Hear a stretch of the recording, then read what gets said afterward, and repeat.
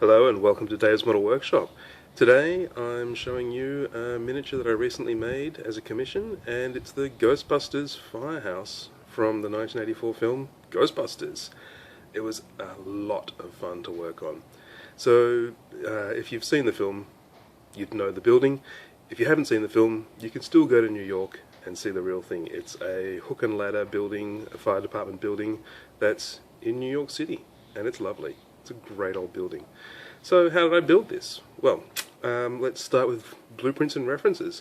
So the commission, the client wanted it as close to the movie as possible. So I was able to find some stills from the 1984 movie, and they were really helpful for getting just the right amount of weathering and just the right detail that would match up with the film.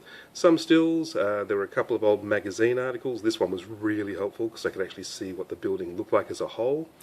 And also there are contemporary photos. It's still there, so lots of stuff online.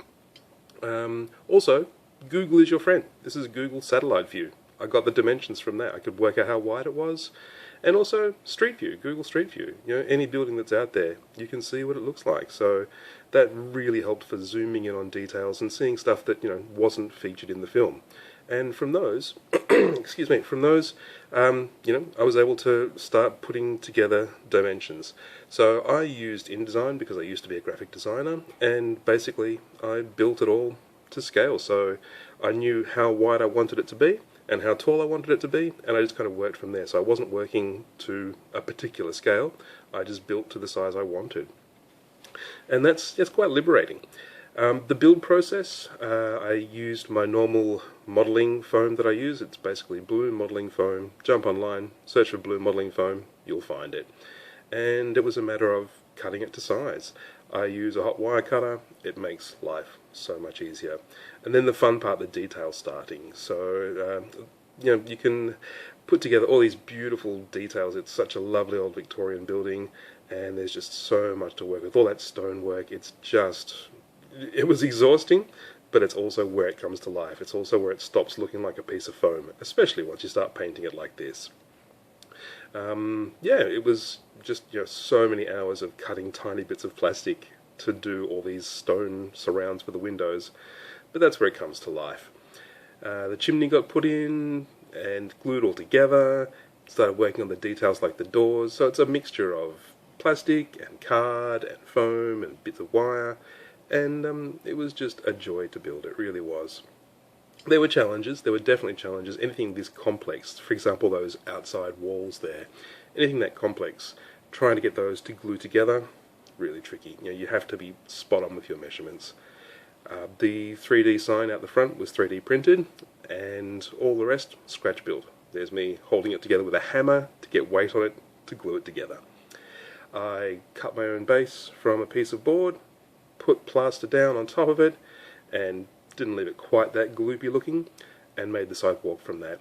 And the final result, I'll show you some photos. Here they come. So it is a lovely building, and I think the weathering is what sets it apart from looking like, a toy or a reproduction. I think the weathering, where it starts to look, like a real weighty, heavy stone building, is really where it all comes together. The detail is also important too. Things like the street sign and the traffic light and the little electricity box, the chains holding the Ghostbusters sign, those are really important. There are a couple of really sweet little Easter eggs, I guess is the word for it. A couple of little Easter eggs that I included in the rubbish that surrounds the building because it's quite derelict. There's a USA Today, and it's a prop from the film, printed out really tiny. And there's another one, a prop from the film, Ghostbusters Save Mayor, the star.